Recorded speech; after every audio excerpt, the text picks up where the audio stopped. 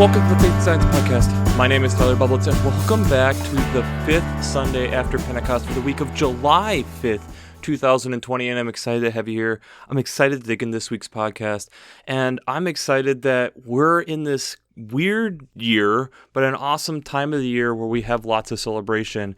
Happy Canada Day this last week in Canada, and happy Independence Day here in the United States. Typically a time when people get together and spend time together, and in this weird world in which we're in, at least till here in the United States, it means that we still have to be somewhat distant and still somewhat cautious, and it's making for an interesting and weird year, but it also, I think, continues to show us how much we really do care and value each other, and how much it's hard for us to be doing this for this extended period of time. And I think it really kind of also spins the narrative of making sure that we're spending enough time with Christ ourselves. You know, if this is a relationship that we're desiring, that we're needing to have, that we then need to be making sure that we're doing the same thing, and how much God probably at times longs for us to be able to connect with Him. And I know even for my own self, there's times where I probably need to do a better job about it than I do. And it's something that we're all continuing to work on, and there's no better time than the present to be able to work on that. And it fits decently well within the Twitter question that we had last week is, when has welcoming someone benefited not only them, but you in your life? And it was amazing how many different responses I got back from this. I had ones talking about college roommates, and that if I hadn't put myself out there to really get to know this person and welcome them, I wouldn't have been able to feel comfortable where I was and be able to get to know people at college as well as I did. I had different examples of people going back to high school and connecting with the outcasts, and how there was so much that they were able to learn just by being their friend and being willing to take that step out there, that risk, and how much has benefited both sides. But one of them that really stood out this last week was a person that I know decently well, and that he got to be on the admission side for a college, a fairly prestigious college, and was interviewing a potential person on going into that college, and how as this has evolved over time and them getting accepted into this college and inviting them to dinner and being able to see this person grow up and within, in this case, the medical field, and keep that connection, how important that has been for them to continue to grow and learn and benefit just from the relationship of having each other. And I think it's one of the things right now that we're really feeling. And I bring back to the whole point of, are we making sure that we're spending enough time with God? Are we really reaping the benefits that God has for us? We're at times not spending enough time with Him to be able to fully see and understand these gifts, these benefits that God does have for us, as long as we ask and are spending time. It's the whole idea of the more time you spend in your textbook, the more things to an extent you learn to be able to do better on the test. And I think there's this life example here within faith. The more we spend time with God, the better we end up slowly understanding God and having deeper questions, and helping us to start to process some of these deeper questions. And we probably won't have it all figured out by the time we kick the bucket in this lifetime, but at least gives us a head start on knowing our Creator when we die and go and get to meet Him in person. But let's just jump right into this week's text, and boy, do we have an interesting arrangement of them this week. The gospel text is out of Matthew chapter 11, verses 16 through 19 and 25 through 30. And boy, do we got a nice conglomeration of things. And I think there's a lot of things to dig into. First, 16 through 19 is talking about John the Baptist and Jesus recognizing and seeing how the people weren't understanding what John the Baptist was really all about, and that they cast him aside and was saying he's not worthy. He's this just crazy person, and there's nothing here. no need to continue to follow. Yet he was the one that was living differently and was trying to steer the people and prepare the people in a new direction for Jesus coming. The verses that are omitted from 20 to 24 is woes towards certain cities. So this whole idea of being careful, and I would recommend at least checking that out somewhat on your own. And then 25 through 30, we get this Jesus kind of talking about the affirmation of that God knows the Son and the Son knows the Father, and that we can lay our burdens on him, and that he will then continue to show who he is by doing that, but also that it will give us rest, and that showing that kinder, compassionate side of Christ. But I think it's also important to pair this with the text that we have talking about John the Baptist, and I think there's some nice interplay that we'll look at a little bit further here this week. The first reading is from Zechariah chapter 9, verses 9 through 12. We have this prediction text. If you want to get it, we get it typically around Christmas time, or because we have the donkey and colt adage, we'll get it a little bit around Palm Sunday. But again, this foreseeing of this person who will bring hope to these people who have been cast aside, bringing hope to the people of Israel who at this point are not free, that there will be a leader to help lead them out of what has been going on. The alternative first reading is from Genesis chapter 24, verses 34 through 38, 42 through 49, and 58 through 67. This is kind of an interesting transitional text, and I definitely picked this up from Working Preacher from Ralph Jacobson, talking about how this is kind of a transitional text, kind of talking about the fulfillment of the promise made to Sarah. Sarah has died in the chapter before this, so now you have Abraham and Isaac, as you remember from last week, was nearly put to death on an altar. So it's this transitional text of Abraham sending out a servant and saying that the Lord has someone set aside for Isaac, and in doing that, these certain things have to happen when you're going to get water, and whoever that is, see if they can bring her back, and that's what happens. Rebecca then accepts Isaac, and they become this married couple, which then continues the lineage and continues the promise that was made to Sarah. The psalm this week is Psalm 145, verses 8 through 14. This is, again, showing the love that God has for us, like we talked about just before this in the promise to Sarah. But the love that God has for us helps transition us and move us toward better understanding who God is, and that he really does have this love to want to be there with us in these times and help bring us through difficult situations, as long as we are willing and able to continue to lay these things and give thanks to God for helping us through these situations. The second reading is from Romans chapter 7, verses 15 through 25a. I see this as a very Paul-like text. The first few lines here I'll read, I just feel very Paul-like. I do not understand my own actions, for I do not do what I want, but I do the very thing I hate. Now, if I do what I do not want, I agree that the law is good. But in fact, it is no longer I that do it, but sin that dwells within me. For I know that nothing good dwells within me, that is, in my flesh. I can will what is right, but cannot do it. Verses 15 through 18.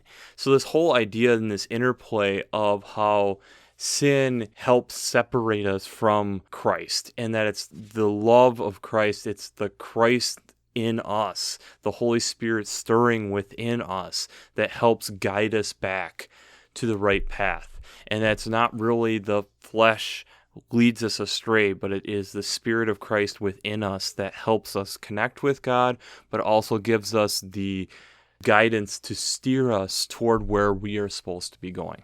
So before I jump into how faith and science this week come together, I have to do my shameless plug for Working Preacher. If you haven't checked out Working Preacher, I'd highly recommend it. Between their Sermon Braidways podcast, their commentaries, their discussions, as you've already heard this week, I've already referenced it because I love having 4 different seminary professors between Matt Skinner, Ralph Jacobson, Joy J. Moore, and Caroline Lewis, just in their podcast, being able to help give me, since I'm not an ordained minister, some direction on how to take these texts.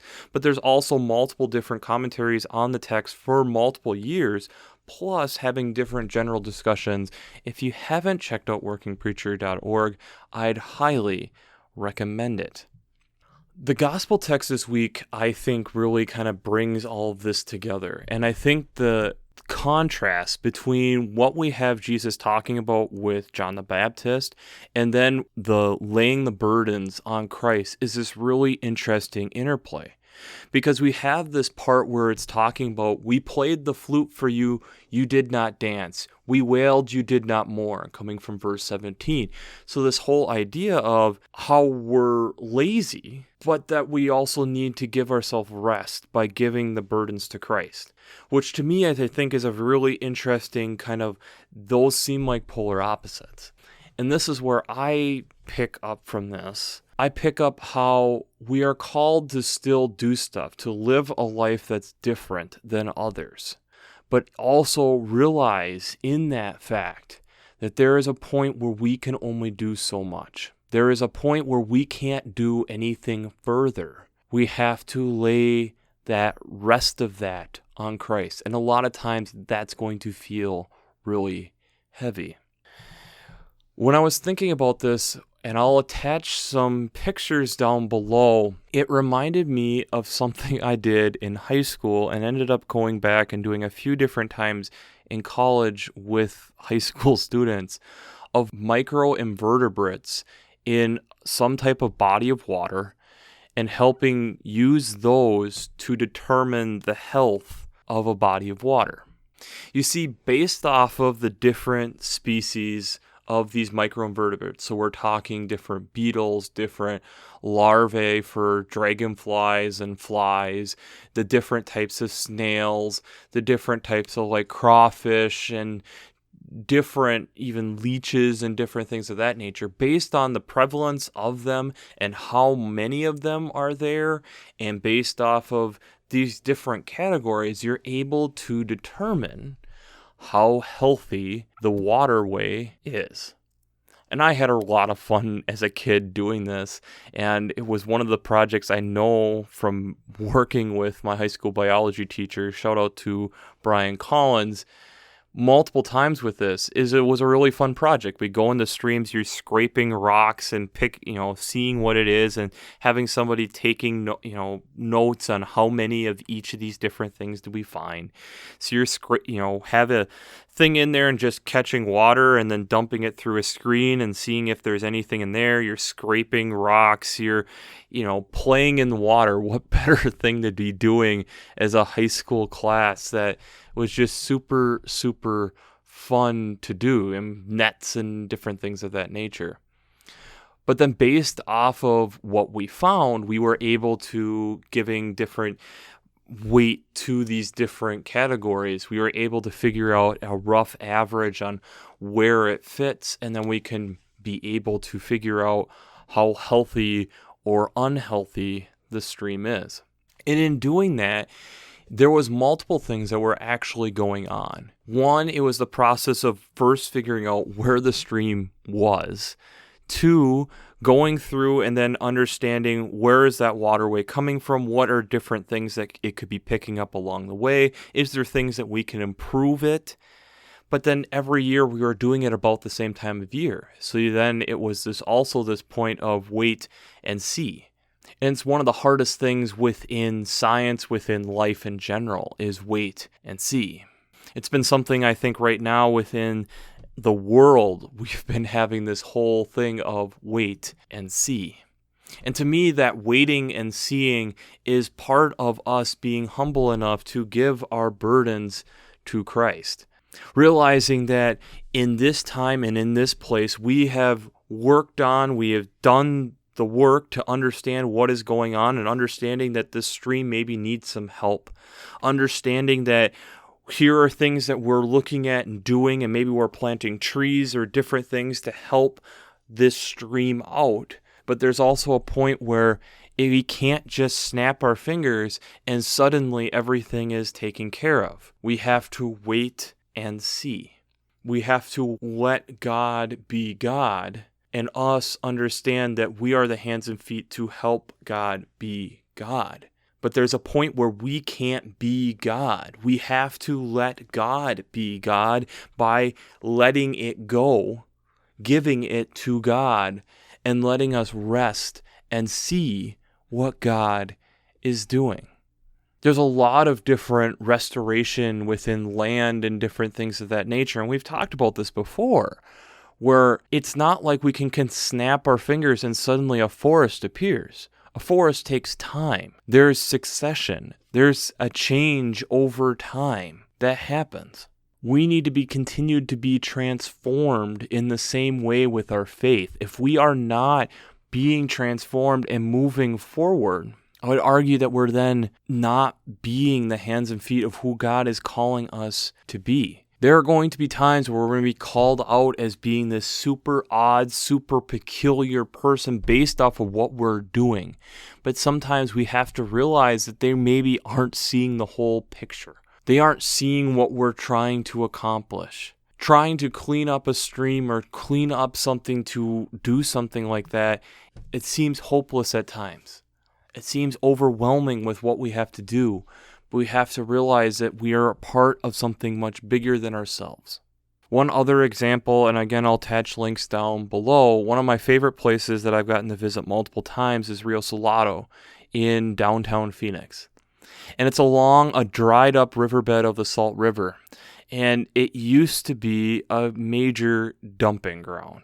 And over a long period of time, they straightened and cleaned up to try to restore somewhat this dried up waterbed and started making it a national Audubon center, along with reintroducing burrowing owls even through artificial dens to the area, letting them be where they would have been. And it gives this really interesting contrast of that you're in still downtown Phoenix, but then having this glimpse of what it was like when the city wasn't here. But we have to take time to appreciate it. We have to understand that the work is hard. We have to understand that there's times where we can't do it all right now, that this is a continuing, moving target. This is a lot of what science in general is. Science in general is this constantly moving forward thing, constantly trying to learn and understand something at a deeper level. Whether it's collecting microinvertebrates to understand a stream and to understand how healthy is that stream, and is there more action that we need to be taking to try to help that stream? Or is there a point where we've done everything we can do, now we need to sit and wait and see what the changes are? I purposely haven't been trying to talk about COVID-19 because we're all fatigued on it. But one of the most difficult things that I've been watching all of us wrestle with is how long it takes for us to know what changes are actually working and which changes aren't. Because of how long the incubation period is for COVID-19 to have the effect show up, between 10 to 14 days. And then it takes, going to the hospital and going through that diagnosis and potentially another week before the hospital has all its data. And now you're talking 3+ weeks before the data gets out on whether or not the different changes of what we're doing, how they are affecting things. Along with understanding that there's more testing going on and factoring in all these different factors, which makes it extremely difficult to fully feel like we have a grasp on what is going on. We wrestle with this idea. Think about like when Zechariah here is talking to these captive people and saying that there will be someone delivering them. Okay, great. When? When are you doing this? It's great to know that there is someone who is coming, who is going to provide a way for us out. But when? How long do I have to wait? We see that Sarah gets this promise and literally dies, and then God continuing the promise with her that he made, that yes, this will be this great generation. You just might not see it. How hard would it have been for Sarah to know this, to do this? There's faith that takes action in this way to understand that this is still going to happen. The Psalm showing us that love, and Romans and Paul talking about this wrestle that we have. And part of it is because of the change in who we are. And at times we don't see the change right away. We give thanks to God because he has died and has gone through this for this, and that we are attempting to be better, but we fall flat so often. And part of it because of our lack of patience. With that patience comes the understanding of God may be changing us along the way. Just like part of what they kept saying, that he has a demon, he's a drunkard, a glutton, he's friends of tax collectors and sinners, all stuff said to John the Baptist. And Jesus complimenting him, but also trying to call us out and realize that we just couldn't see what God was doing. We were so short-sighted. We weren't seeing the picture. And even with the disciples and us struggling on, we want to just carry our burdens ourselves. We don't like giving them up. We don't like having this feeling of being dependent on someone else. But that's exactly what the Christian faith is exactly about, is us being dependent on someone other than ourselves. And I'd argue, tying this back around to the first examples here, we struggle with it in our own environment. When we see that things are dirty, we don't like putting in the work, the time, the work, the effort to be able to, this is going to be a project. This is going to be something that's going to take a while. There's going to be a lot of hurry up and wait to see the changes that I'm doing if they are positive. But when you are able to see the results of that work, the sense of I accomplished something, this sense of pride that's a pride for not only us, but it's really a pride that leads us to giving thanks. And it's not really truly a pride. It's this feeling of giving thanks that we were able to see the work of what God is doing and that we were able to be part of the hands and feet to make it happen. You see, to me, that's part of what the whole scientific experiment is all about. When you're able to start to have an answer to a question, the feeling of thanks that we were able to be in the time and the place when that is revealed to us to understand. How amazing is that? When I am listening to this text, especially out of Matthew this week, and glancing over those woes of how we often are so short-sighted that we can't see the long vision.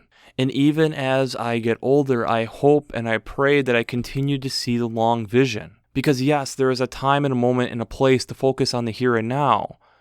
But if I lose sight of the future, I have lost everything. Because suddenly then I'm putting everything on myself, and I've also become this person that's so skeptical of everything that is going on that could potentially change how I am looking at things, that I have become deaf to the voice of God. So there is a point, there's a time and a place to be present and to focus on what the here and now, but still continue to have an eye to the future to understand how is this fitting into this? And is my vision for the future off? Do I need to recalibrate that vision of the future based off of I'm not understanding the here and now well enough? This is the interplay that we are in. This is the interplay of science consistently. The results of what we figure out now change the results of our future. It's fun, it's challenging, and it continues to move us forward. So the Twitter question this week will be this of where has your lack of patience caused you to lose vision? Where has your lack of patience caused you to lose vision of the future. Because I know in my life there's been definite times where I get so frustrated and so upset that it causes me to lose my way. It gets me so upset that suddenly I set something down and I don't come back to it, and it causes me to then not help that, or whatever it is, be the potential of what it needs to be. It causes me to be like what Paul is talking about, that it's the sin within me that causes me to do what I don't want to do. There's things that I want to get done, but suddenly don't get done because of myself. And I think there's a lot of times that we can reflect on that and see that our own lack of patience is causing us to have lack of vision. It's this hard interplay of playing and looking at the here and now, and understanding the here and now is still affecting our understanding and vision of going forward. And the vision of looking to the future also affects the here and now. Then that doesn't even bring into account how our past affects present. These three play and intertwine so much, and at times if we get so narrow-minded and narrow-focused on the one, we won't ever move forward. And we are a people who are called to move forward. If I look at the stream and realize that the invertebrates that I have in there tell me that it's poor water quality, I can either sit there and do nothing about it, or I can try making progress, try investigating, and continue to put love and service into that, and trust that God is still going to be God. And as I study, there are points that I have to let go and understand that God will continue to show me steps forward. And that through that time, I will start to see God's hand and God's work within wherever I'm at. We are called to be the hands and feet, but we are also called to give our burdens to the Lord. This is the thing that is the most difficult of any of the parts of Scripture in a lot of ways. This interplay of that we're called to do things, but we're also called to understand when we need to let go. We are called to do the work and called to understand there's a point where at this point we just have to let God be God. In a world in which right now there's a lot of chaos, we have to continue to try to understand each other, what is all going on environmentally and socially and spiritually and physically and scientifically, but also realize at some point we also have to let God be God. That interplay is hard. That interplay is difficult. There's a lot of tears that are shed over this interplay. And it doesn't mean that we sit and do nothing. And it doesn't mean that we pick up and just keep working. It's finding that balance of that we do the work and then give God some. And we do the work and we give God some. And God will also help us understand when it's time to rest. I pray that we all continue to work on that interplay, because I know myself, I struggle with that interplay. I struggle with that feeling and knowing when to continue to push and when just to sit back and let God be God for the time being. It's that humble part of that realizing that we aren't in control, that God is. And sometimes that's the hardest thing for us, because we want the credit, we want the acknowledgement, but it's really not us doing the work. It's us being the hands and feet of Christ. So, we'll wrap this up as we always do. I pray God blesses you through your faith and amazes you through science.